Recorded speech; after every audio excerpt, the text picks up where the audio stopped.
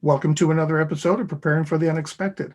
I'm your host, Alex Fullick, and as always, we like to talk about things related to business continuity, disaster planning, COVID, resilience, anything that helps you, your organization, or your community prepare for, respond to, and overcome adverse situations.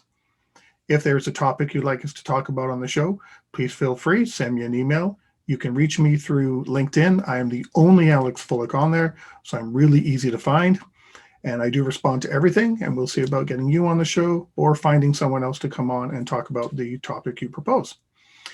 Longtime listeners and viewers, if you've been paying attention to Voice America, one of my very first guests is returning for, I think, fourth or fifth time now, uh, talking about business continuity management. I'd like to welcome back to the show my friend and colleague, Alvaro Orrantia. Alvaro, welcome back. Hi, Alex. Thanks for having me here. Great to see you again and chatting about so many interesting topics on this specific ideas. Sorry, my bio. I am an engineer and I have an MBA degree as well. Ever since I've been in technology and telecommunications, I've been doing consulting as well on crisis management and business continuity, information security, and I've been just actually working on those fields, and that's how Alex and I met a few years back. And right now, I'm involved in the financial sector. Quite a few years back. I think it was, 2002, 2001, 2002, somewhere back there. Yeah. almost 20 years. Alvaro used to be my boss at one time, right? Mhm. Today's topic's rather interesting because you heard me at the introduction where I say, if you have something to talk about, reach out. Alvaro did reach out on this one in response to a previous show about artificial intelligence, which was very IT centric. And Alvaro had some other ideas that he wanted to bring forward with regards to business continuity and artificial intelligence. And that's what we're going to talk about today. And we already had almost a half hour chat before and scribbling notes as to what we talk about today. And one of the things that you brought up was critical path management. What is that? All right. Also, as usual, before we begin, I just want to clarify that my views are my views only, and they do not necessarily mean there's my views of my previous or current employers or my clients. So with that being said, in terms of critical path management, this is a concept that I learned many years ago when I was in university and was taking some classes on industrial engineering. And the intent is that is to identify all the elements that make critical path in the chain of recovery in this case. And with you can view it either with an IT-centric view or also with a business view. So it is in terms of IT, when we understand all the different technological components in an organization, there's dependencies. So the critical path is understanding what those dependencies are from beginning to end, that just get an overall recovery again from beginning to end to be the time it is. And you may, what is not in the critical path is what you may optimize and is not going to affect the end-to-end recovery. But what you optimize really that is in the critical path will affect the end-to-end recovery. Also, take that to the business and apply it to the concept of process interdependency. So I do something here from this perspective, and in that my output is taken by somebody else to do something, and so on and so forth. So that business process and all of different activities, interdependent activities, may or may not be part of that critical path. Now that's taking both the IT and the business view and bringing them together, correct? Using artificial intelligence, not spreadsheets. Well, this is more like operations in general. So thinking IT as an enabler, so a different business process, and I cannot think of one that doesn't have IT, a different business process uses IT to actually operate as a process, right? So in terms of the process, we can see it that way. Imagine it's a set of interconnected activities, and there's IT as a supporting layer underneath. Could be the same applications or could be different applications, but there's IT supporting that process. So as we identify what that process is, we'll also identify the different IT components and their relationships. I don't know if that answers your question, Alex. Mm-hmm. Could there be a difference though between the two? Because IT may have a specific set of dependencies, but a business process may go back and forth all over the place. So it's not, I'm thinking that it may not necessarily be, in order 1, 2, 3, 4, 5, 6, 7, we follow this order. It could be 1, 2, 3, 7, 6, 5, and then it jumps back to 9, that the business process and how it flows doesn't necessarily flow the same way that IT is connected. Is that a Yes, possibility? they could go in different paths as well. So there's business applied IT, in other words, is business applications, but there's also back office IT. So if you think, for example, your DNS or your DHCP, right, or your backup process, for example, that's for IT, right? The business doesn't have visibility on it. But if you see, for example, a marketing application, a CRM application, or a payroll application, that's for the business. So you have both. You have IT that is applied to the business and IT that is supporting the IT applications, right? Mm-hmm. So how does IT change management come into play with all of this? So IT change management comes into play in the sense that, and I would also like to later on just start just talking, business change management. But IT change management comes into place in terms of first understanding how a change is going to be conducted, and there's a series of controls around change. So you are operating in IT in a controlled environment. So change management, or better said, changes need to be managed, put it that way. And IT change management attempts to also identify what the change is, the nature of the change, conduct a bit of a risk assessment on how can the change go south, if at all. What happens if it goes south, it goes bad? And what is the back out process in case it goes bad? But also, if it goes well, how do you know everything went back to normal from an IT perspective, right? So that is the overall change management, and we'll link that a little bit later to the overall critical path management. So with regards to change, does you go through that full process every single time? Because sometimes it's just patches being updated, but a patch is still a change. And so many other different pieces, upgrading software or something. How do they come into play with all of this? Do you have to go through that same full risk assessment each time? Because a project can implement, just an application upgrade, but it can also introduce, changing, or adding 10 servers, which are completely different, and the scale is so different. So in a mature IT environment, I would say absolutely. It would be just simply what type of approvals you need for the change. So again, start with the basis that you are working on a controlled environment.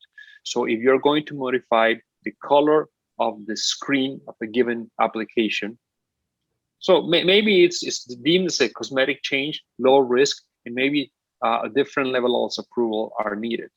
But say you're going to implement a significant database upgrade to a new version, a whole new version that is going to affect multiple applications that sit or consume that database. If those things don't go well, there's going to be a massive IT disruption. So maybe for those things, you want to take it to a different level of approval where there's more checks and balances and the business is more involved and there's a bit more scrutiny, put it this way, prior to the change. And of course, more people involved as a result of the change to validate everything is back to normal.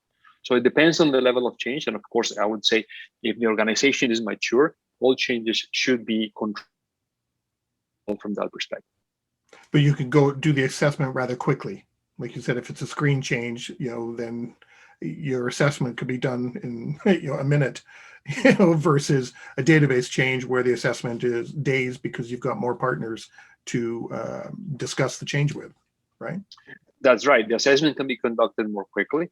On a complex change, the assessment may take longer as well. But in both cases, my point is the assessment should be comprehensive enough to reflect the risk associated with the change.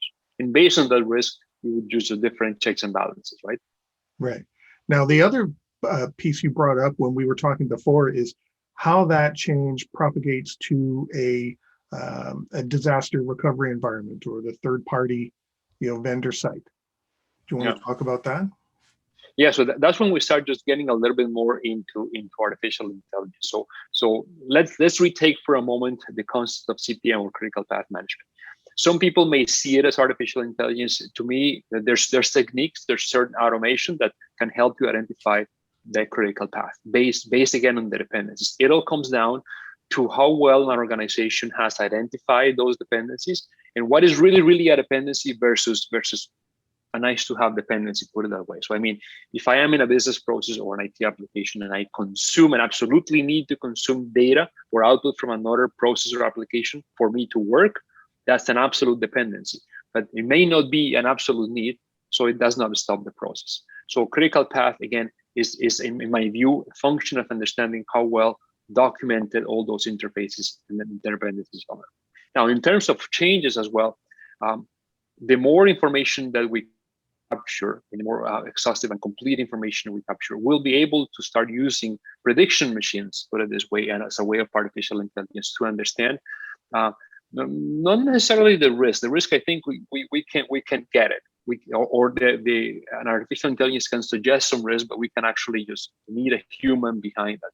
But also in terms of understanding if this change is going to happen based on historical cases, based on a number of other things, like even the skills of the people involved in the change. These are the odds that this change is going to result in a disruption or not, to help the organization prepare, right?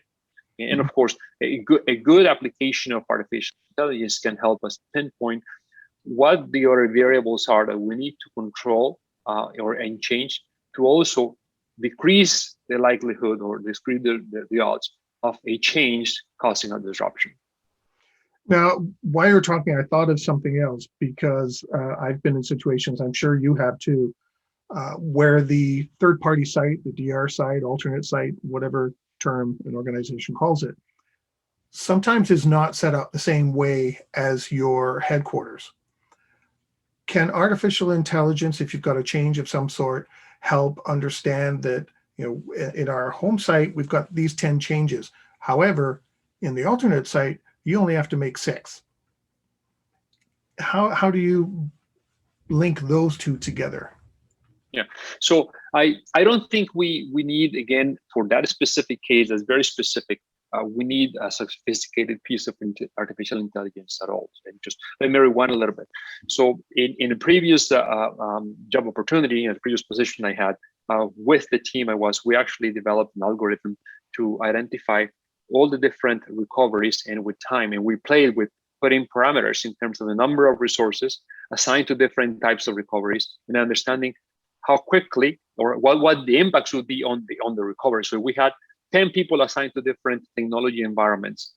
It would take us, let's say, 5 days. But if we had 50, it would just take us a couple of days. And that was not artificial intelligence. We filed for international patent and we got it, but it was a complex algorithm. Now, in the case here of change management and disaster recovery, it's similar. So it's a relationship of the different data points that you have. And if you properly document that, for example, application A has a disaster recovery environment, so both production, right, that has a disaster recovery environment, at least have a system that just identifies that, hey, we got the disaster recovery environment. The change is going to occur in the primary environment. Make the distinction that I'm not saying production DR, I'm saying primary versus alternate, because both are production. So you have a change in production, but the user, for whatever reason, the human behind has elected not to change the disaster recovery environment. Fine. So based on that, because you have good documented data points, you can, as an organizational policy, say, no, you have to change the disaster recovery environment. Or you can say, that's fine, but we'll keep this in our radar. So when there's sufficient time for a burn-in period in the primary environment, you're going to force a change in the disaster recovery environment. So it's the two options as well. But it's all based on the fact that you should have properly documented environments for that matter. Does that make sense? Yep. To your point, if the production environment is one way and the DR environment you supposedly don't have to update, you have to kind of accept the risk that if something happens in the meantime, the two are not in sync, which could add extra time if we do have to flip over to a disaster site, right? That's absolutely identify right. That risk. Yeah, so that's exactly a very good point, and it just branches out to a couple of different risk items. So one is the risk associated with the change not working as expected and causing a disruption, and the risk of having two environments out of sync. Totally agree. And what would happen in that case? What would the impacts be? Now, the other thing that I noticed in my past experience is many of the change requesters, put it this way, or the people who were hands-on making the change, they said, I don't have a DR environment. Just to let that go, right, and make it easy. We automatically flagged it. And we said, how come? So whenever we got the changes and we inserted ourselves in the change approval process, we got a change request, we were able to flag, we were dealing with thousands of changes a week, right? We were able to flag those that were change anomalies, put it this way. We say, no. You have an application that is deemed with certain level of criticality. You do have a DR environment. How come you're saying you don't? So when that happened, we just reverted the change. We made people actually document things properly, and it got into the radar for either an immediate change or a change in the future. But again, it just goes back to two considerations, right? Mm-hmm. On that note, we've come to the end of our first segment. We are talking with Alvaro Orrantia today with artificial intelligence and business continuity management. We'll be right back.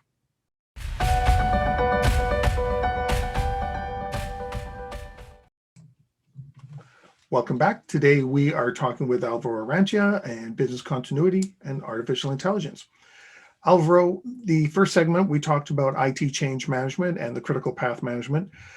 You made mention of organizational change management. So how do we capture that with artificial intelligence? How do those two kind of linked, and how do those changes get reflected in other areas? Well, that's a little bit trickier. It's interesting because in an IT environment, in an IT shop, you have a control environment. You can document, you have an applications library, and you can just document that. In terms of the organization, it's much harder because few organizations have a comprehensive, I guess, employee library, put it this way, that can be to a certain point consumed for organizational change management processes, because there's a lot of privacy implications and so on and so forth. But the changes at the organizational level, we look at a couple of things, just hiring, firing, or just people coming in and people leaving the organization, but also changes within teams. So if you got a merge of two teams, or you got a spin off of two different teams, right? That's a little bit harder to capture in terms not only of the org chart, because many cases the org chart can be documented and could be in a database, but in terms of the business processes. So very few organizations actually track where a business process go after an organizational change. So the first challenge actually is just find a way to have that documented in at least some kind of a structured format, even if it is unstructured, but at least something that can be consumed by a piece of artificial intelligence. And that's the first challenge that I think many organizations face today and will face in the future as well. Isn't that something that I guess a project management office should capture, because they could be implementing something that sometimes reduces full-time employee counts and things like that. So shouldn't a PMO have something that identifies, or some team or person associated with the PMO be able to identify some of those changes up front? Well, you can certainly put hooks into your project management office. From experience, what I found is that a lot of the PMOs are very IT project oriented. But let's say that you have a PMO that is enterprise PMO and truly enterprise PMO. Certainly, as we insert hooks into the PMO methodology to say, hey, please conduct a risk assessment of this application that is going to be developed, you can put some sort of a risk assessment in terms of the new process that is going to be created, or the organizational change that is going to be triggered as a result of the project. But at the end of the day, you can put all the hooks you want. All that information needs to be stored somewhere. So it has to be supported by some sort of a system that tracks all those changes, again, from a business process perspective, as well as organizational org chart perspective. The most important thing in the context of business continuity and artificial intelligence is to track those business process changes. Could those changes also incorporate or identify, I should say, changes to access, like information security access, privilege rights, and all those kind of things? Could AI help in that respect, especially if you're splitting two departments, as an example you had there. That would mean that, well, if Bob and I were on the same team, but now Bob's in a different group than I, we don't need access to the same thing anymore. So can AI help with identifying all of those concerns, infosec, privacy, et cetera, et cetera? Yes, it could. It could. I think most importantly, I mean, when you are talking about access control, you mean that you would have implemented across the organization role profiles. And so when you change your role, you go to another role profile, then certain type of access is associated with that role profile. It's not perfect, but there's other process controls like logical access controls that you have in place to refine it. So things like, okay, so Alvaro is going to be part of Alex's team. So Alvaro is going to have the same role profile as Alex. But then in 3 months or so, there's going to be a trigger, or maybe immediately after the change happens, where our common manager is going to review in a more granular detail the type of access that Alvaro has. Because, hey, maybe Alex has, although we have the same role profile, you have some specific assignments that I don't have or I shouldn't have. And that's going to refine the type of access. It's going to help. But I think the primary use of artificial intelligence in this case is to identify also what the changes are going to be from a risk management perspective that are going to trigger also a flag for either a business continuity plan review and or simulation. And the same goes for disaster recovery. So if a change is significant enough, we should raise a hand and say, hold on, this is serious enough. This is not a screen change. This is something that is an infrastructure change, and this should an update to our disaster recovery documentation, business continuity documentation, and that update should be confirmed from an effectiveness perspective through a simulation. That's an absolutely value of the artificial intelligence system. And I guess I'm kind of assuming that an organization, if you have a mature change management process, well, then you've got role profiles in place to be able to be flagged. If you don't have that, well, then I guess somewhere down the road, you're going to have chaos, because everyone's going to have access to whatever. And artificial intelligence. Not all. You can have one and not the other. You can have one and not the other. So yeah, it depends. It's different areas, like different areas. But from experience, I've seen organizations that have fairly comprehensive change management processes and somewhat limited logical access control processes. So any suggestions then on how organizational change management and AI, outside of identifying roles and things like that, can add some additional benefits? Any ideas? I know we've mentioned the roles and the access controls and things like that, but any other flags that AI might be able to point out, like, hey, did you consider this? Did you consider that? Yeah, so there's a few nuggets. Some of them I have alluded to again. So if we identify, for example, the different components in a critical path, just going back to our very first section as well, AI can help us identifying what the effects would be if there's an investment that optimizes one of those components to multiple components. So I like to go to my CEO, for example, or even, well, depending the business process could be, or even my CIO, and say, hey, if you put $50,000 here, it will do nothing. But if you put $20,000 here, you will have an immediate optimization in the end-to-end recovery timeframes. And it's not necessarily IT, could be IT, but could also be from a process perspective. The other idea as well is that I mentioned before is based on the different data points, we can identify some troublesome areas and take that concept very broadly. Area could be an area in an organization, or it could be an application or set of applications. Where recovery is more complicated for different reasons. You have dependency on physical records, for example, or you have a very complex or legacy environment, technical environment that you need to recover. So based on that historical data, you can identify those things, and that could flag certain changes to different environments as something to keep an eye on, potential disruptions, and for also future documentation updates. So those are things that are important from an artificial intelligence perspective.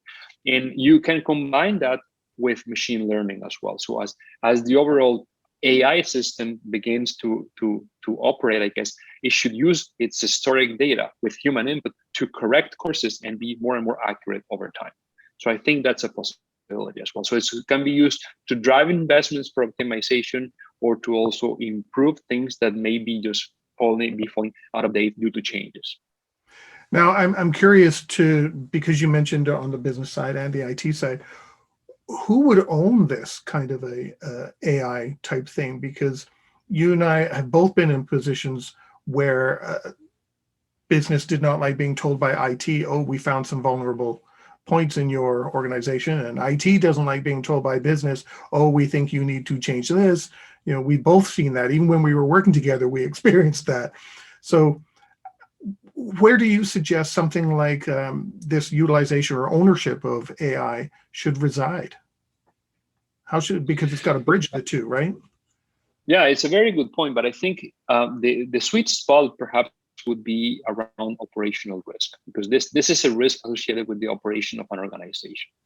So organizations will need to identify the area that is responsible for operational risk. And I don't mean IT risk, and I don't mean org chart risk, I mean operational risk. And from that perspective, that is where the ownership of any AI system applied for this case would probably reside.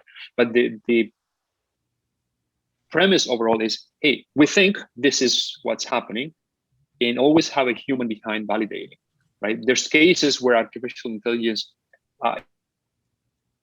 is in the sweet spot, which is really on the known case. So we have good data, we have good predictions. That sweet spot where it's used for like medical imaging, diagnostics, baseball game players, where there's a lot of data that AI systems can use. But this is in many ways areas that are being explored. There's not enough data. Even that previous data may not guarantee also the success or failure of the future. So it's a bit of a gray area, but at least AI can just raise a flag. It's not an absolute truth, and also just point out where a human behind can make that judgment call, put it that way, and says, this is risky enough, or no, let this go. So really, if AI points out a red flag, it doesn't necessarily mean something is wrong. It means we have just something to consider, or a potential just to watch this, or would I be correct in that? Like, it doesn't necessarily mean something is wrong, it must change. Correct. And as the AI system and the data behind improves over time, you get to trust it more and more. At the very beginning, you need to be looking both for false positives as well as false negatives, right? We don't want to get into a situation where an AI system actually says, hey, this is no problem, and it just causes an issue. That was one example, actually, where there was a case in artificial intelligence when there's the unknown knowns. And the case in point was when an AI system was being trained, I guess, with different chess moves. And the chess master that was feeding the training was sacrificing the queen. The AI system automatically related sacrificing the queen with winning the game. And that was not necessarily the right case. So similar here, it's the case where actually you don't have enough data. So you want to make sure that data that is being entered for a change is not being flagged automatically as the world is going to end. And similarly, data for a change is being entered, and the system is going to say there's no issues when there's really going to be a serious issue, right? And I guess that's when human review, as you put it, needs to come to play to point those out, right? Otherwise, that's right. We could be taking actions that we don't need to take. That's right, exactly. So in those cases, the machine learning combined with AI can also be set up in a way that they raise a flag where they're saying, and actually they can provide some sort of a probability saying, hey, 90% this is going to go well, or I know nothing. This is like 50%, I know nothing. It could go here or there. Well, 50% is not knowing anything. It's just could be either or 10%. So at least with that in mind, the human involvement may be less or more depending on what the output of the AI system is. Do you think sometimes the organizations run a risk of relying too much on the tool rather than the overall process? AI, we've got AI, so that's going to give us all the answers. And then they focus on whatever AI spits out without actually doing proper human reviews, because that's been happening in business continuity for quite a while. If you have a BCM tool, well, whatever the tool tells us, that's what we will do. Do you think that still applies, or even more so with AI, or what are your thoughts? Yeah, so I think it depends quite a bit on the organizational culture. So if an organization is a little bit more traditional, old-fashioned in a certain way, that organization may scrutinize a little bit more that AI tool versus another organization that is more technologically oriented and has made more significant incursions in AI. So it depends a little bit on that. But I think overall, organizations should be cognizant that when they are deploying a new piece or where there's not enough data, or even that the data they have may not also result in inaccurate predictions, then they would probably need to get more immersed into the output of an AI just to understand if it's working and how it is working. Do you think that there should be a time frame, meaning you'll go through a couple of business quarters, or something like that, where you're leveraging AI before you have enough data to be able to really start relying on what it's saying? Not just plug it in and start playing, say, okay, yeah, everything's fine now. Well, let's go see what it identifies. Is it identifying the same things incorrectly every time? Is it identifying the same things correctly every time? Do you wait a year or two to really start, paying closer attention to it and relying on it as a tool? I think we need an AI system to answer that question. That's not it, easy. it depends quite a lot. It depends quite a lot on how much volume you are dealing with and how much data. So you can go through 3,000, 5,000 IT changes a month, or organizational changes a month, and not capture a single piece of relevant data. Mm, Where you can go to a couple hundred and have a lot of exhaustive data, very well structured, very well mined, that may help. So it depends. And also depends, the other factor is data quality. So you can capture a lot of data, but all that's garbage. It's inaccurate. yeah. It depends on so many variables that it's hard to say how long it'll take. Any suggestions on addressing that kind of a thing? The garbage in, garbage out. Any quick pointers just off the top of your head to address something like that?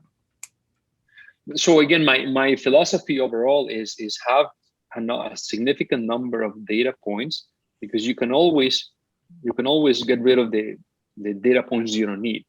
But when you Mhm. haven't captured something that's in the past, you cannot go Yeah. to the back. But also you got to strike a good balance between just capturing the right data and the right amount of data that you need, while not dragging down the business, the evolution of the business, right? So again, you cannot die just documenting every single piece of data before you make an org chart change or before you make an application change, because you'll never make it. That will be a business disabler from that perspective. So Yeah. it's a good analysis of the data that you need from an AI perspective to actually be translated into the data that you are going to capture when those changes take place. And on that note, we've come to the end of our second segment. We are talking with Alvaro Orrantia today, artificial intelligence and business continuity. We'll be right back.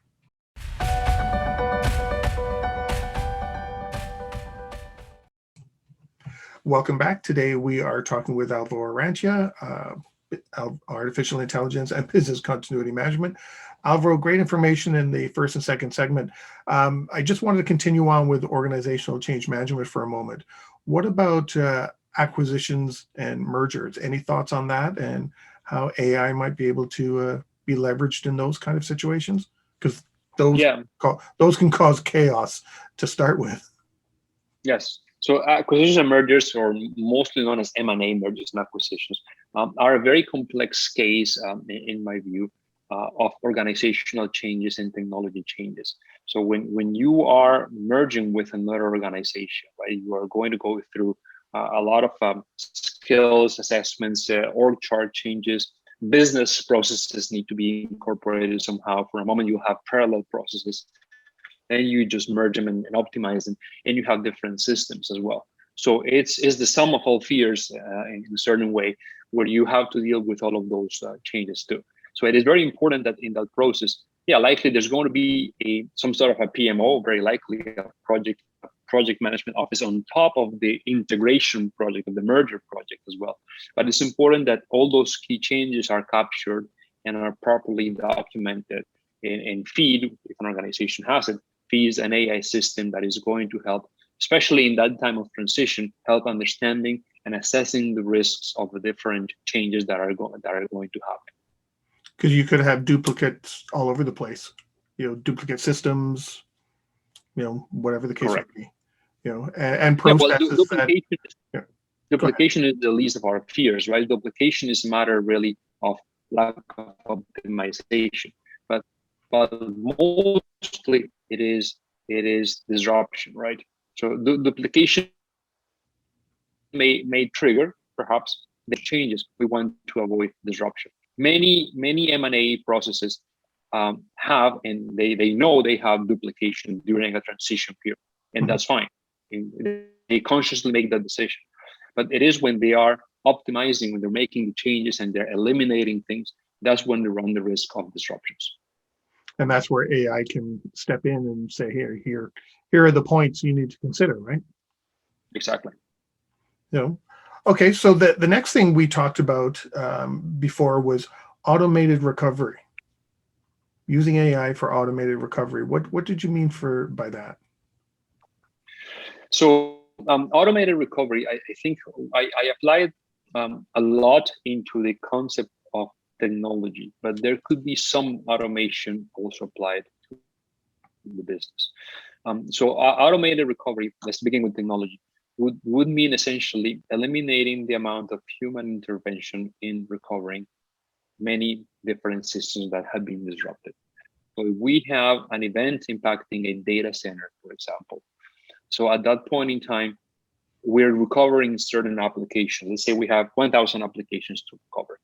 What goes first and what, right? When one application is recovered, we need to automate the scripting for the next application. So how do we just, instead of just having someone who just types in log on, log off, reboot, how can we automate that recovery process and hopefully the validation process, at least to a point, to make sure the application is ready to be handed over to the business? So there's many technologies out there that can help through scripting, through detection as well, and for the use of AI to identify the different applications, the type of scripting that needs to be done, or even just generating some of the scripting that are going to result in that recovery. So that's IT for now, right? Many years ago, I happened to be working with a client in the financial sector that, in my view, was very, very advanced in terms of some automated business recovery. And still today, I would imagine they are way ahead. So they use a simple thing like their physical access cards to different premises to track where employees were. So this is not about invading your cell phone and putting a GPS tracker. It's just your physical access token. And you swipe it, the door opens. So if a person was traveling to another location, their systems were adjusted automatically to say, hey, John is here and he's not there, right? But at the same time, that helped also tweaking for John, put it this way, any automated messaging. So there's a fire in that location, John would get an automated message saying evacuate, and this is the new assembly point, right? Or for certain cases, so if there's a disruption in a certain facility, access is granted on the alternate facility that, let's say, it's a hot cold facility, is granted automatically for only those folks who were impacted. So you can automate certain things, again, with the right data points. Not necessarily it is artificial intelligence, but certainly it's a good precursor of a future application for artificial intelligence. Well, that definitely helps automate, your processes, because otherwise people could be all over the place and we don't know where they are. And we have a situation and we're trying to call them thinking they are either in our building or at least within the same city when they're actually on the other side of the country, and can't actually be the subject matter expert that we're looking for. Exactly as well. Yes, and then expand it a little bit more. And then based on those dynamics as well, then AI can get in actually and start suggesting tweaks or changes and adjustments dynamically to the different business continuity plans. And again, let's not think about business continuity plans as a set of monolithic paper-based documents or even CDs, right? It's something that is dynamic, that is digital, that you have it at your fingertips all the time, right? Mm-hmm. That would make things so much easier, because that was always one of the challenges.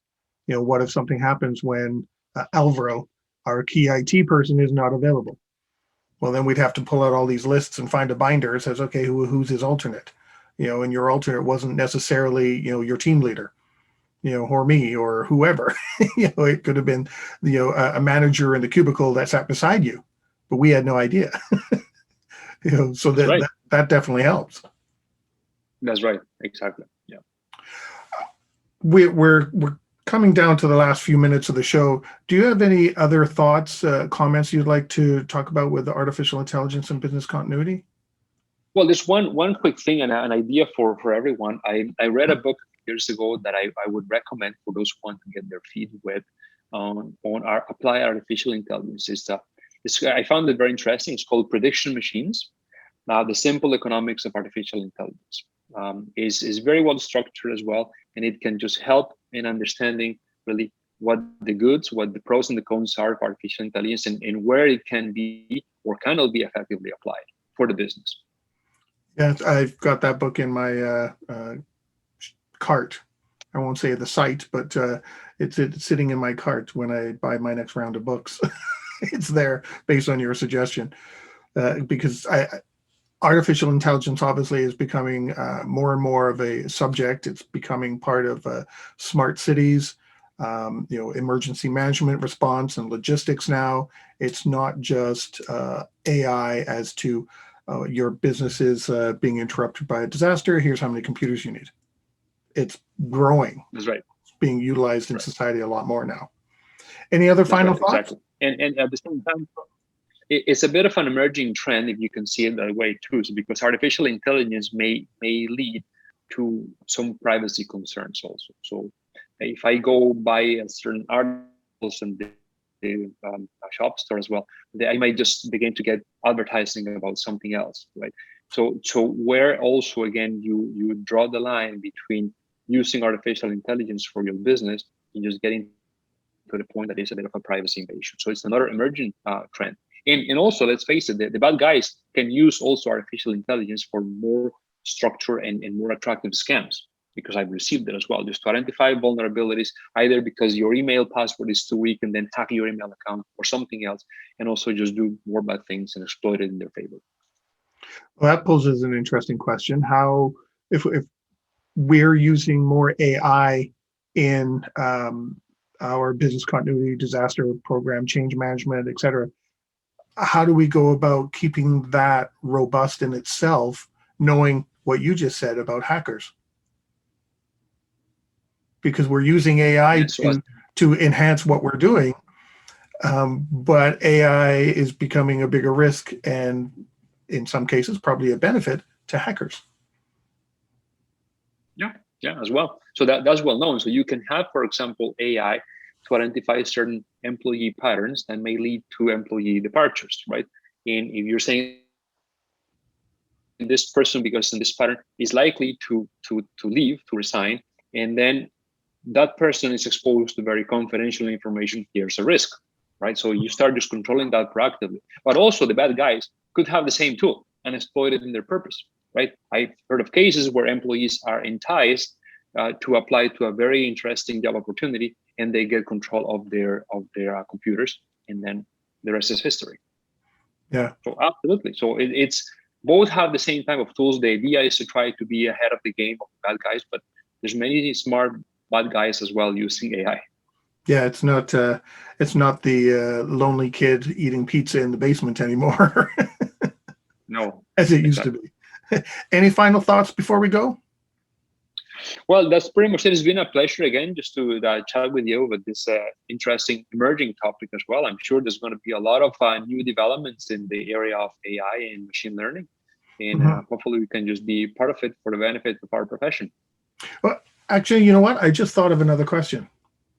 Sure. Before we go. If we're leveraging AI to help make better decisions, decisions overall, and decisions with business continuity and incident management, et cetera, what are your thoughts with AI and how I want to word this right? Crisis management team leaders and members should be using good judgment in a crisis. What are your thoughts if there is a conflict with AI, if we're leveraging more AI in these instances? Any thoughts about that? So there have been cases of certain, I guess, revolutionary boards where they have had as one of their board members an AI system. There have been those cases, but my personal opinion is that those AI systems should never replace the humans behind. Right? There's the concept of responsibility, of liability, and even just instinct that we're still very, very far from incorporating into an AI system at all. So I think those should always be seen as supporting systems in the overall decision-making process, but there should always be a human behind it. I hope a lot of people hear that last line, because there's quite a few that I've talked to recently that are just focusing on AI and never mentioning people. And that kind of worries me sometimes. It's like, no, I think if you have a situation, you're going to find yourself in a really bad situation if you're just leveraging AI to give you all the answers. You need that people element, that good judgment element, especially when organizations say that people are their key asset, to their success. Well, then when you have a situation, you're not relying on the people anymore. You're relying on something else. It just seems like a complete conflict. Correct. Exactly.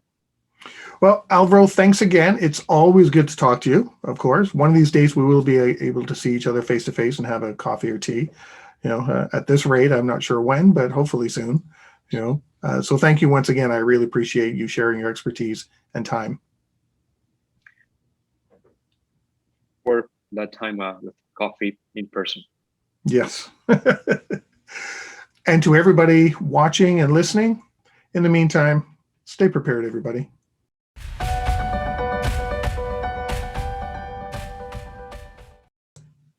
If you liked that video, thumbs up. If you didn't like that video, thumbs down. But leave a message and let me know what your thoughts are. If you'd like to be a guest on the show to talk about something related to business continuity, disaster management, COVID, personal well-being, anything that's relatable to those subjects, you can reach me through my LinkedIn profile, which is in the video description. And of course, don't forget to subscribe. In the meantime, stay prepared, everybody.